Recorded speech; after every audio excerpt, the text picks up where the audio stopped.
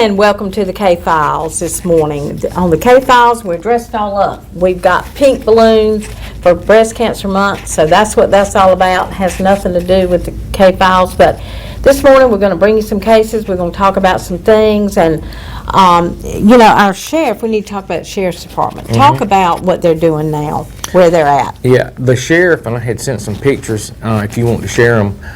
The sheriff's department, let's say Keystone, Misty, and a handful of others, they are in Watauga County, and they are just helping with the recovery effort. I'm sure they're helping respond to, reports of missing people, recovery, things like that. There's some of the deputies that's been deployed right there. Again, Watauga County, they got one to Nash County Sheriff's Office, ATVs. They're just trying to help them recover and get things back to normal. Yeah, they have asked the sheriff's departments if they could step up. There's the sheriff himself. He never asked anybody to do anything he wouldn't do. That's exactly right. And he was on WRL this morning when I got up and was getting ready. I mean, you're talking about 5 o'clock this morning, and their Keystone was talking to WRL. Yeah. As though he was the sheriff Yeah. in Watauga County. I mean, we're so lucky to have Keystone as our sheriff. We really are. I just can't say enough about it. When does he run again? They are usually staggered from regular election years, so I'm They thinking do 26. Isn't he 26? I think so. It'll be 2 years after the big election. I think so. Okay. But anyway, the best thing that we've done is elect Keystone and Clee Atkinson as our sheriffs. Edgecombe County, Nash County, we're very blessed over here. And, the relationship is what is so good. They cross lines, they're able to work together, and if you come in Nash and Edgecombe County, you're going to get caught. You really are. And he's going to hold you accountable. Yes, absolutely. Did you see the case with the dog? That I wish somebody could find that dog. Me too. Somebody, if the person is telling the truth. This guy, we need to find the case. Can we find the case and read what he did? He's Was it Pennsylvania or New Jersey? I think it's Pennsylvania. He carjacked someone. Yeah. He took somebody's keys. Okay. At Tractor Supply. They were at a Tractor Supply store. He stole their keys, and bless his heart, he was a veteran. The man was a veteran. They got his keys stolen, and his little dog was in the vehicle. And of course, Lord only knows where the dog is now, but the sheriff's department locked him up. They finally got him. I mean, he ran and ran and ran. They had a chase. They got him, put him in jail, and they asked him because the veteran wants his dog. He probably cares more about that dog than he does his vehicle. And so the sheriff's trying to find out, where did you drop the dog off? Where was it? Here? Was it in this area? Was it somewhere else that you stopped? I mean, where did you leave the dog? Because it's important for this veteran to get his dog back. So it's sad. It's very sad.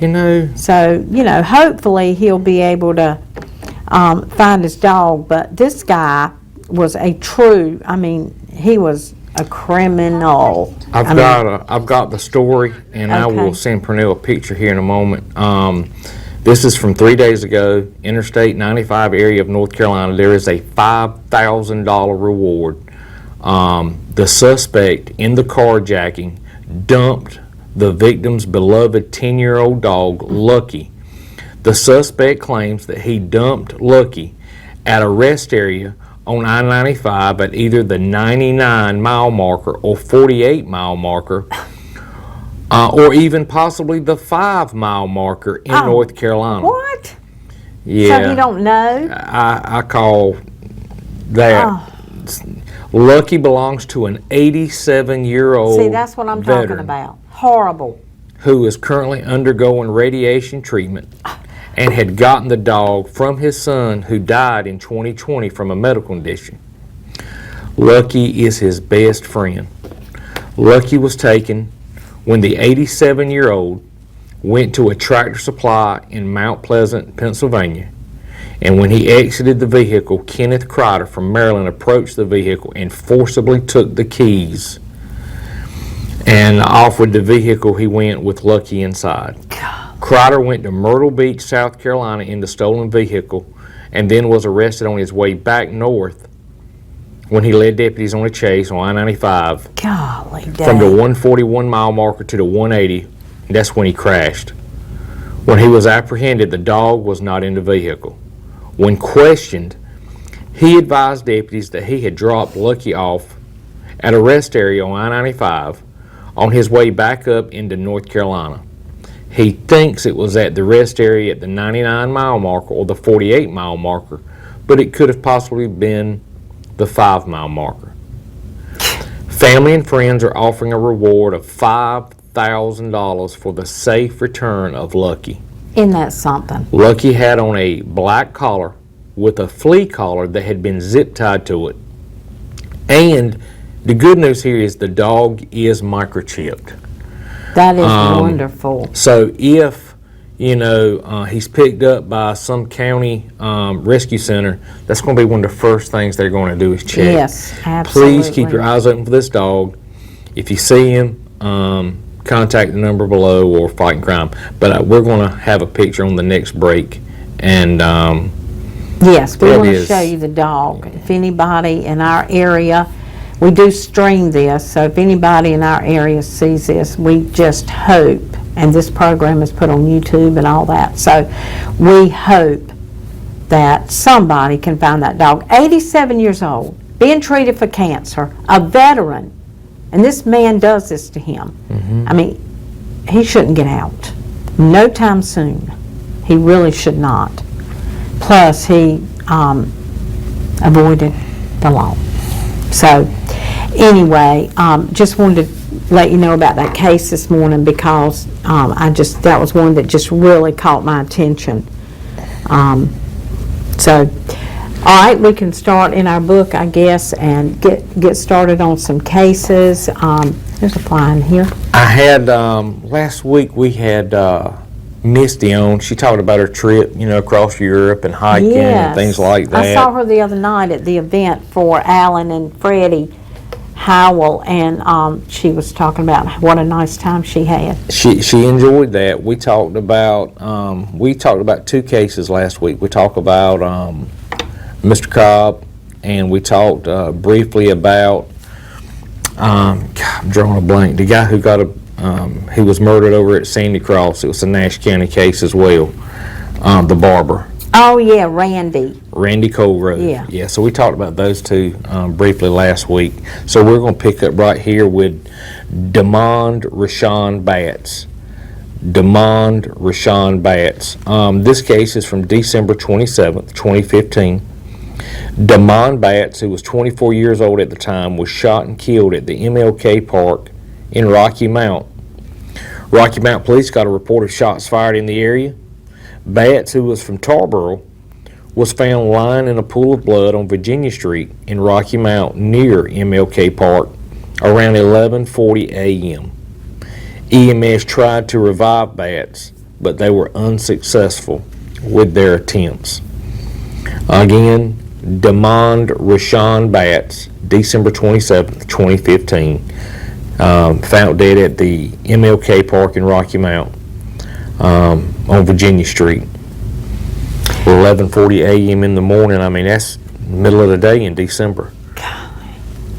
Well, Virginia Street is over by OIC, if you know where OIC is, right over there, Edgecombe County. So, anyway, if you know anything about that, please, 406-6736, or you can call, it's a Rocky Mount case, so 977-1111, Twin County Crime Stoppers. Yes, there you go. Thank you, Pernell. And can we put up the text to tip also? Text to tip is also there we go, 274637. And that company is that they use for text to tip is out of Canada, they say. So, nobody knows who you are. It's completely anonymous. You can get up to $15,000, and we just had a case that we solved, and I'm very proud of that. Cash money was paid out in a very short period of time. So you can get cash money. That was a very valuable tip, I will tell you that. They did catch the person that murdered Harold Gamble. So if you know anything about this case, what's the name again? Demond Rashawn Batts. Demond Rashawn Batts from December 27th, 2015. And think about it. You'll be giving closure to a family that has been worrying about their loved one for a long, long time and wants to know who did this to their loved one. Mm-hmm. So that's another reason other than doing the right thing. So, all right. This next case is Jaquan Antonio Underhill. Jaquan Antonio Underhill. This case is from April 17th, 2016.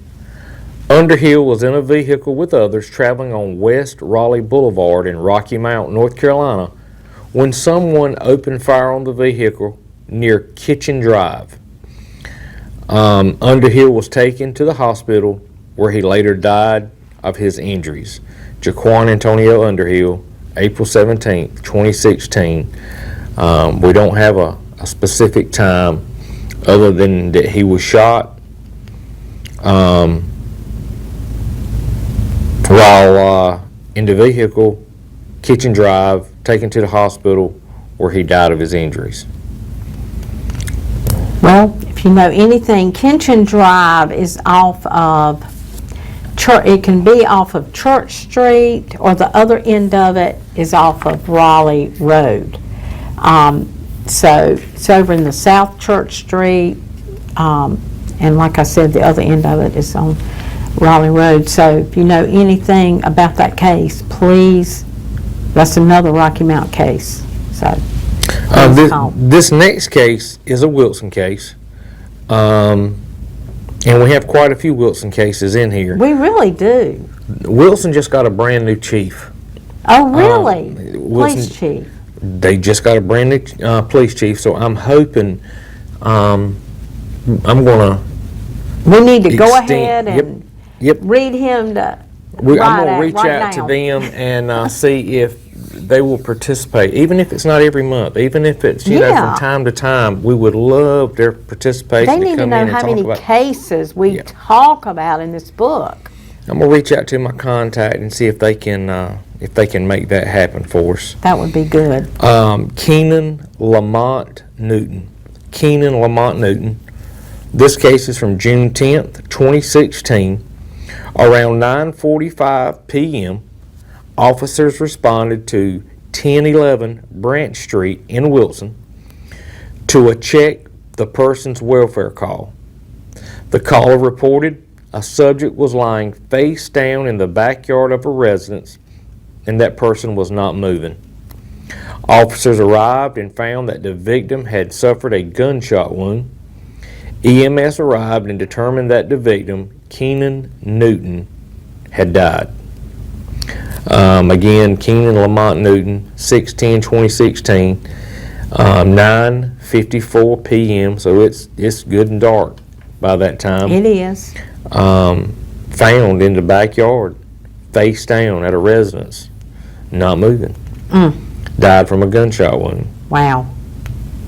And that's all we know. So it would be neat to have Wilson PD here that could elaborate and maybe provide us with more details that we could give help us a few more get some movement on this case. I mean, we understand that there's not but so much information law enforcement can give without compromising a case. Yeah. We understand that. But then, again, there are things they can tell us that might trigger, the kind of clothes they were wearing, the neighbor, I don't know, just various things that they could tell. So we need to involve Wilson. And I wish law enforcement And clearly Edgecombe, Nash, they do look at this show as being a tool in their tool belt. I wish Wilson County Sheriff's Office and Wilson PD would look at this as also a tool that they could utilize to help get movement or traction in some of these unsolved cases. Absolutely. Yep, I do too. Okay, well, it's time for us to take our 8:20 break, 8:17 break, let's put it that way, and we'll be right back right after this with some more cases. And welcome back. Breast Cancer Month is upon us. Very important. I keep mentioning that, but if you know somebody that's had breast cancer and is a survivor, this is their celebratory month. So bless all those people out there, and we do pray for the families that have lost people to breast cancer in the past. So anyway, we will continue with some cases this morning. Pernell, did you get that picture of Lucky?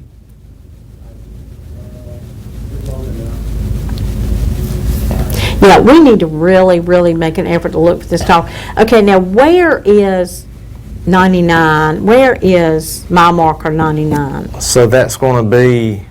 Okay, now, this is the highway patrol in you. Where's it at? Yeah, but we work, I worked up here around the 150, 151, 127, 120, see, 121 I know is going to 132 be... is close to where I live. So I'm assuming 99 is going to be at the rest area in Johnston County. Because the 121 is there at Wilson at 264. Yeah. So it's going to have, here's Lucky right here. Look at that. Oh, he wants his $5,000. owner too. Yes. I mean, not only does the owner want him, but he wants his owner. Yeah. I just hope to goodness somebody can find this dog. Yeah. Because, you know, he's missing his owner, just like the owner's missing him. Yes, absolutely. And mile marker 4, it could be at mile marker 4. That's going to be the Welcome Center on I-95 coming into North Carolina. Okay. From South Carolina. From South Carolina. Okay. Yeah. Well, anyway. And you can't put truth in someone that you're arresting for carjacking. No, you really Because can't. if he's been around the block at all, he's going to know it's going to be additional felony charges if he hurt this dog. Okay? If he, God forbid, he did anything mean to the dog, that's just more charges. So he's going to say, yeah, I put him out. No, I didn't put him out beside the road. I put him out at the rest area. Yeah, okay. Yeah. There's no telling what this guy did to this dog. No, it's really not. And it's unfortunate. It is. It really is. I just hope and pray that wherever the dog is, that Lucky is in good hands, that he's with somebody that loves him, and that he's being, you know, well cared for, and he's not, you know, being abused or anything like that. And I would hope that they will see some of the social media, social medias or this or something that will make them go to the authorities and turn the dog in if they have him, so he can get back to his rightful owner. So. But if he's chipped, it's just a matter of time before he goes to a vet or he's picked up by the county, and it doesn't matter if it's a week from now, a month from now, or a year from now. Right. And they'll make contact with the owner. That's the only good thing from this. Yes, you need to get your animals chipped. You really do. Because it's a bad feeling not knowing where your dog is. I know. It is a bad feeling. This next case we're going to talk about is from June the 8th, 2016. June the 8th, 2016, James Graham. James Calvin Graham Jr. was found in a field on Cisterna Road in Wilson County. He was reported missing on June 6th, 2016, and his car was found after being set on fire at Buckhorn Landing on June 4th, 2016. Anytime I hear tell of a vehicle being burned, it tells me right out of the gate that that's someone who is well versed or well experienced with crime and covering their crime, because they're only burning the car for one reason, and that is to destroy evidence that would link them to that vehicle. So this isn't random. Right. James Calvin Graham, found in a field, Cisterna Road, Wilson County, June 6, 2016. Folks, if you know anything about James Graham or any of the circumstances around this, please reach out to Wilson County Sheriff's Office. Reach out to us here on the show, Fighting Crime on Facebook. Share what information you know and get paid, up to $15,000 in cash. Exactly. And see, here's another Wilson case. Yeah. We have a lot of Wilson cases, in Halifax too. And there are several high-profile cases out towards Buckhorn that are unsolved, where people were killed in their home. There was an elderly gentleman on 581 that was executed in his home out near Buckhorn. There's a lot of crazy things that went on out there around Buckhorn in this same time frame. I'm not saying that they're linked, but they could be. Yeah. This goes back to what I was saying earlier. Use this show as a tool belt, tool. Absolutely. And, it does work because, as I said, we just paid out on a case that the family just, really, really wanted closure on that case. They just really wanted to know what in the world happened. And so, anyway, it does work. And you can collect some cash, as JP said. So the next case here, one sentence. So we've got very limited information. Robert James Battle. Robert James Battle. This case is from July 14th, 2016. Mr. Battle was found shot in a vehicle on Eagles Terrace in Rocky Mount. And that's all the information that we have. James Battle. Robert James Battle, July 14, 2016, found shot in a vehicle, Eagles Terrace in Rocky Mountain. I'm not familiar with where Eagles Terrace is in North Green, as a matter of fact. Okay. It is off of Jeffries Road. It is the road that connects right into, when you're going through North Green, coming from the mall, when you're going through North Green, you turn left to go to North Green Country Club. You turn right, you go to Eagles Terrace. Okay. It's right across from North Green Country Club, the road is. So, golly, you wouldn't think in that area, but yeah. But we have very limited information, as JP said. So, anyway, 2016, it's been a while, but as we say, if you know, you know. You remember. If you know anything about it, you will remember. So, and these people in this book, most of them have gone on. They're still at large. They've gone on to do other crimes. They're still committing crimes. They're still doing it. And right it here in our could be your community. family next time. Yeah, right here. So we need to come forward and we need to get them off the street. This next case is one that we've talked about numerous times, very high-profile case in Wilson. It's the case of Tammy Pierce, Shelby Outland, Paul Pierce, and Nicole Privet from December 24th, 2016. Quadruple homicide. Police responded to a welfare check on Banks Lane in Wilson, North Carolina. Upon arriving, they found that all four had been shot and killed inside of the residence.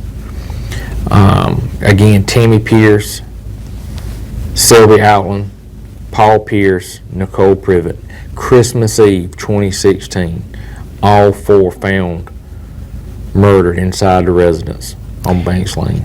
This is the case. The mother contacted me, and she was very, very concerned that the sheriff's department was not giving her information when she called them. She was very unhappy. She said she felt like they weren't doing anything. Of course, you know, that's the way we feel, you know, about our family or our victim.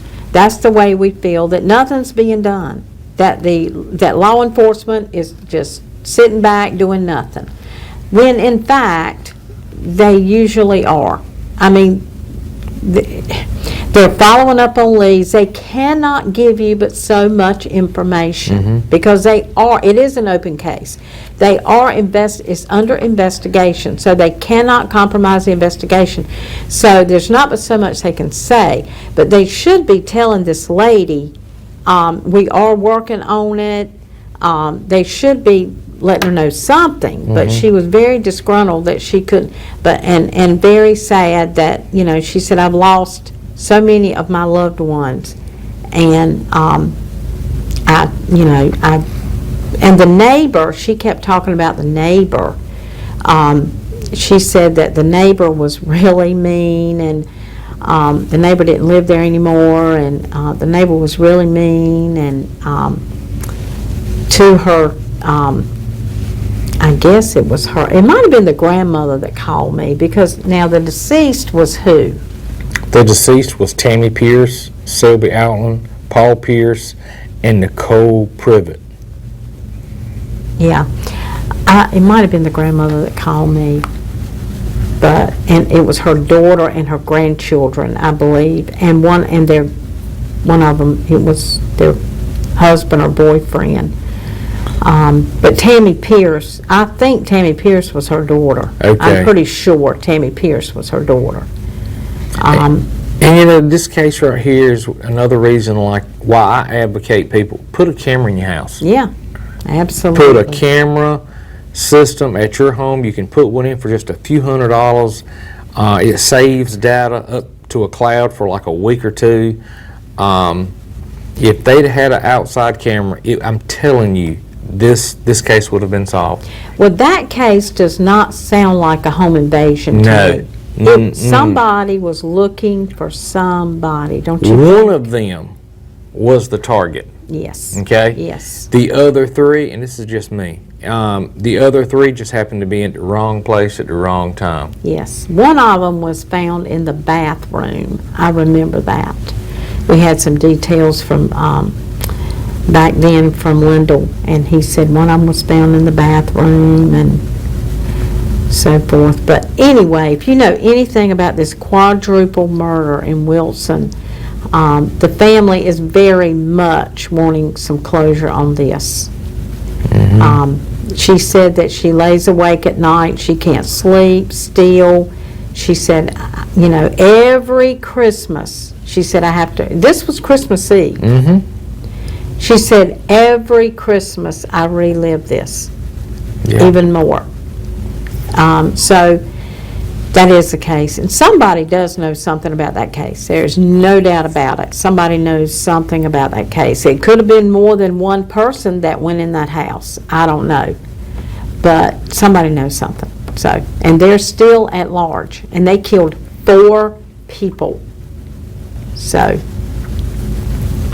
This next case, Orlando L. Flowers. Orlando Flowers. This case is from February 5th, 2017. Orlando Flowers was leaving a residence at 811 Arlington Street in Rocky Mount, North Carolina, after watching the Super Bowl with some friends. When he exited the residence, he was shot several times and killed in front of the residence. Orlando Flowers, February 5th, 2017, killed while exiting the residence at 811 Arlington Street in Rocky Mount. That means whoever did this was lying in wait. They were waiting. Yep. They were waiting. He was targeted.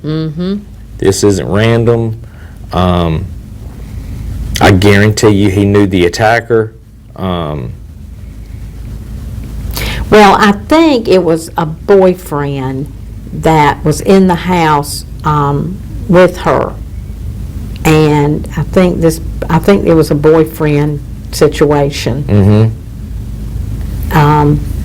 So, if I remember correctly.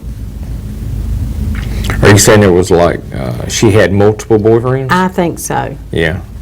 I think So it's like a love triangle of sorts. Yeah, I think that's what Linda was saying. I remember that case too. Arlington Street is right there in Rocky Mount. If you know where the bridge, the overhead bridge is, at the foot of the bridge, that's Arlington Street. That's where. Over near the train station. So, anyway, Orlando Flowers, if you know anything about it, please collect some cash. We're asking you to come and get cash. That's the reason we raise money, because we want to solve these cases. We want to give it to you. We want to pay out. This next case is Alcindor Wardrick, March 11th, 2017. At approximately 12:50 a.m., EMS and Rocky Mount Police were dispatched to the scene of a man that was found unresponsive on Short Street in Rocky Mount. They arrived to find Mr. Alcindor Wardrick unresponsive and suffering from a gunshot wound. According to reports, Mr. Wardrick was found by his cousin when he returned from the store. He was last known to be alive at approximately midnight. Mr. Wardrick was wheelchair bound due to being a paraplegic. It is not sure if robbery was the motive. According to records, he was in possession of 60 cents, 2 quarters, 2 nickels, a metal ring, a personal credit card, a white lanyard with keys on it, and a leather-like satchel around his neck. That sounds like, I can't imagine what a paraplegic in a wheelchair would have done to anybody. I just cannot imagine. But if it was robbery... Well, it says the satchel around his neck was empty. Okay, so it makes me wonder what was, It sounds like it might have been robbery, and that maybe they had sense enough not to steal the credit card. Well, they weren't after the credit card or the little bit of cash. money. They wanted what was ever in that brown sack around his neck. Yeah, I mean, it's no telling what it was. So that's terrible. And where was because that? they could have easily just robbed him without incident. I mean, it's not like he's going to put up a fight or resist or anything like that. So to take it to that level, to take his life. Well, Short Street, and that's off Cokie Road. That is where Josh Bullock's barbecue restaurant used to be back in the day. Was back in the day. That is Short Street, and so if you knew where that was, but it's right off Cokie Road. If you knew. Speaking of Josh Bullock's barbecue. Did you get that recipe I sent you for the sauce? Have you made it? I have not made it. I got it, but I need to make it. I have made it. You have? And I'm going to tell you something. I've made it one time from that recipe. Did it taste like it? If it ain't it, it's mighty close. It is Johnny on the spot. Well, I want some. I love it. I just bought some not long ago from the lady that makes it. Her father was the one that made the sauce for years for Josh Bullock. That is some good stuff. stuff. She sells it. Well, she doesn't openly sell it. She has a list of people because she can't make so much. She just makes a certain amount in big pots in her kitchen. So, so she always calls me and says, I've made some more, and I always buy some because it tastes like it to me. It really does. And that was a good daggone recipe. Yes, I remember in my house, that's what we had when I was growing up, was Josh Bullock's barbecue sauce. That's what I remember. We had barbecue chicken or anything like that. That's the kind we had. So anyway, we've got to take a break, Pernell says. We'll be right back with you with some more cases right after this. Welcome back to the K-Files. Don't forget Lucky, the dog. If you see, let's put that picture up again, Pernell, if you don't mind. This is Lucky, and he was displaced from his home. His owner was a 87-year-old veteran. They did not live here, but there was a I don't know what you call it, carjacking, I guess. It was a carjacking. He had stopped at Tractor Supply. Yes, Tractor Supply, and this person stole his keys because he figured he was an easy target to get his vehicle because he was 87. He saw he was an elderly man, and Lucky the dog happened to be in the vehicle when it was stolen, and the man traveled, and I think it was from Pennsylvania somewhere, but he traveled and came through our area, and he got caught here. I told you can't come through our area without getting caught. But Nash County locked him up, and they're asking the man, where is the dog? Where did you put the dog out? And he's given all kinds of answers. So he says it was at mile marker 4, mile marker this, mile marker that. So he's not really coming forth. But the Nash County Sheriff's Department had a post on there. We're doing everything we can to find this dog. So, and believe me, they are. So if somebody sees the dog, I certainly hope you will call the authorities, or call me, or call JP, or call somebody, and we will make sure the message gets to the Sheriff's Department. But if you see this dog, we really want it returned to this veteran. And I know Lucky wants to be back with his owner really bad. So anyway, we'll do another case. We got time for maybe one more case. Okay. Let's see. This next case is from April 30th, 2017. Timothy Arrington. Around 9 o'clock p.m. on April the 30th, 2017, Rocky Mount Police was called to a shooting at 828 St. Paul Street in Rocky Mount. Timothy Arrington was in a vehicle with 2 others in the driveway of 428 St. Paul Street. When Arrington exited the vehicle, another vehicle pulled up, and the occupant fired shots at Arrington. Arrington was pronounced deceased on the scene. The other 2 that were in the vehicle were not hurt in the shooting. Timothy Arrington, April 30th, 2017, 9 o'clock p.m. on the 30th, so it was dark. It was dark, April 30th at 9 o'clock. Again, this took place at 428 St. Paul Street in Rocky Mount. He was shot in the vehicle. Hopefully, the 2 eyewitnesses were able to provide some better details than what's being disclosed or what's being shared with us. Right. About suspect information, suspect vehicle, direction of travel, things like that. But that's all we know to share.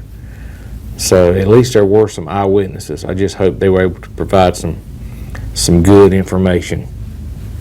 So St. Paul Street, probably, I don't know where it is, but I would assume it's close to Paul Street, wouldn't you think? Or not? I don't know. Well, and it might just be a typo, but it has St. Paul Street in here. I think there is a St. Paul Street. Okay. I've heard that before, but if it's close to Paul Street, it's over by the old Edwards Barbecue. Okay. On Nashville Road. That's another good staple in our community that's gone. I miss eating there too. Oh my God, that ham would be piled this high in the biscuit. Nobody needed that much ham, but you ate it anyway. Yeah. If I went to go get a haircut, I walked next door to Edwards Barbecue. Yep. There was a barber shop there. Who was the barber there? I cannot think of that man's name. He cut my hair all my life until I was, I left the sheriff's office and went to work with the state. I cannot think of his name.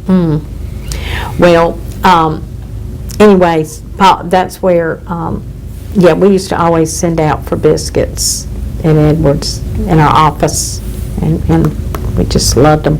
But anyway, that's where St. Paul Street, I think, is, but I'm not sure. But if you know anything about this case, please come forward, because we need to bring closure to the family, and we need to pay you some cash money, and the number is 406-6736. We've done a lot of Rocky Mount cases this morning. We've done some Wilson cases this morning, quadruple murder, and now we've got this case. So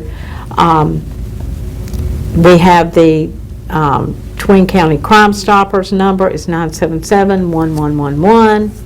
The text-to-tip number is on the bottom of the screen, 274-637. It is anonymous. We don't want to know who you are. And the case that we solved, the person that called in the tipster, I have no idea who it was. I don't care who it was, but I appreciate you doing that and turning your buddies in, because it's not right to keep them on the street. So I appreciate somebody out of good conscience turning that person in, and we solved the Harold Gamble case. So, and hopefully we're going to get Tender in here to talk about, Captain Tender, to talk about that case in detail a little bit more. They have been very, very, very busy over there in the county, but Edgecombe County, but hopefully he'll be able to come soon. So, all right, well, that's all for today. Thank you, JP, for bringing those cases to us this morning. Yes, ma'am. And make it a great day, everybody. If you think of anybody, if you know anybody that that you know, if you want to send some supplies, we have given out the information. We also have it on Facebook, on our Facebook page. If you can help, please help. But if you can't help, pray. That's one thing everybody can do to help the western part of the state, Rocky Mount. We've been affected here as well. You can pray. That's one thing you can do. So make it a great day, everybody.